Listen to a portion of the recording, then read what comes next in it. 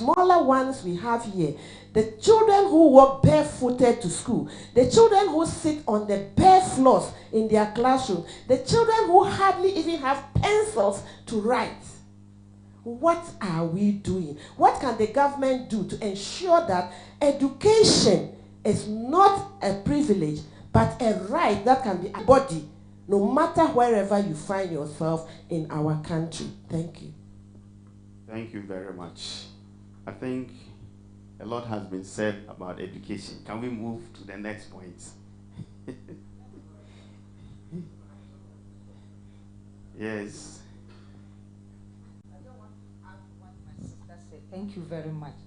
I worked with you in Karaga, and your organization, Alliance for Change in Education, established a number of wing schools just to increase enrollment and then retention, and also encourage girl-child attendance to school. Now, your purpose was to site schools in communities without them, so that children who are about the ages of 8 to learn. Now, to learn. Now, some of these structures have even collapsed, especially JNP, and all the teachers ran away. So we are pleading with them that they should emulate whatever the NGOs came in to do, so that they will do more and also provide accommodation for the teachers. Because of that, teachers are not motivated to teach in the hinterlands. And in the long run, when they come to write the BEC, it affects the whole district, because the 0-0 will come and then bring down the 100%. So, to me, if they were here, I would tell them that they should try and then put in place, they launch some schools to eliminate schools and the trees. They should continue with them. Otherwise, it's not easy at all. Thank you very much. It looks like the education discourse will never end.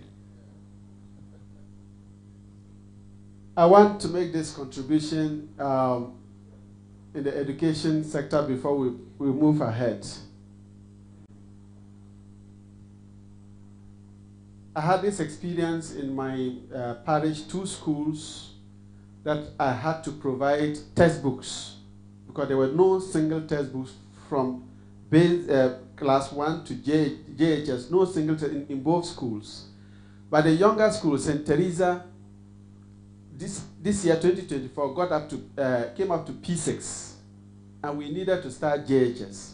I applied to the municipal assembly to start JHS. They kept assuring me it will happen. September came, and they said there was a ban on employment. So no teachers could be posted for us to start JHS in St. Teresa. So we left the P6 children stranded. Now had to leave St. Teresa Primary School to go around in Damango town to look for JHS that will absorb them.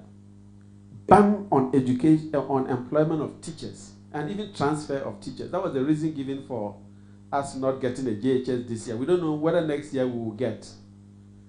The question I'm asking is, when we are embarking upon a policy, do we have broad-based consultation of all stakeholders? We know our capacity. Government alone can't provide the education that is necessary for all Ghanaian children. We have stakeholders, the unit schools, whether Catholic education, Presby or Islamic, we have the unit school. Are they always consulted? You just come out with FQ, you come out with free SHS, and you are insisting no payment. You can't even get 5 cedis from a school child. And yet capitation grant will not even come. The very schools we built that we think we are in partnership, then you tie our hands, we can't even collect 5 cedis, and there will be no capitation grant even to maintain the schools. Supervision, you get money to go around and supervise.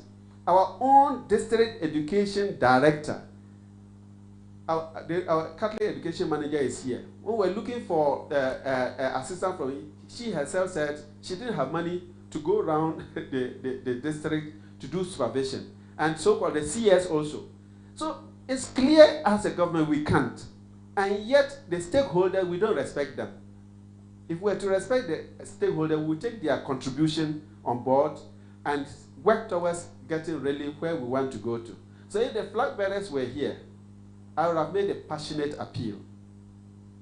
Before you come out with a policy, respect the stakeholders, because you alone can't do it. You alone cannot do it. And it's not just Ghana.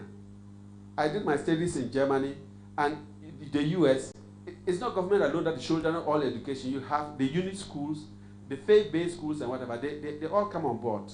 So let's not always sideline one group. Because if all the unit schools will decide to go on strike, so the government, you now will have to provide all the structures and whatever. We're even talking about schools and the trees and whatever. You can't do it. So let us respect the stakeholders and take on their contributions, and I think it will take us where we want to get to.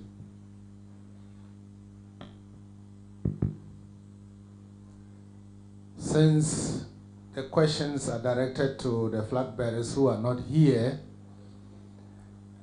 I'd like to play the devil's advocate. Can we do an introspection? We have just outlined a number of issues that are very real in our setting, talking about education. Kids are still sitting on the trees. Teachers are still lacking. Even the basic infrastructure like classrooms and chairs to sit on are lacking. Textbooks are not there. And I can testify to this as I begin my travel in and out of the Diocese of Yendi. On pastoral visit, if they have not asked me anything in any of the outstations I visit, at least they will ask me for a school. They will ask me for water. They will ask me for a church. So the issue of morality raised by Dr. Emmanuel, I think we can see that it's something that is innate. It's innate in us. We only need to give it a push from the family background and then, of course, also in school. Are we going to leave that only to the politicians? I don't think so. Let us look at that. One of the institutions that I have in the Diocese of Yendi is a young and a thriving training college. And what was the purpose of that school being established? It has been said, and I just want to reiterate that the teachers are lacking. And the few that are trained are not willing to go to deprived areas to teach because of the conditions. It's a case that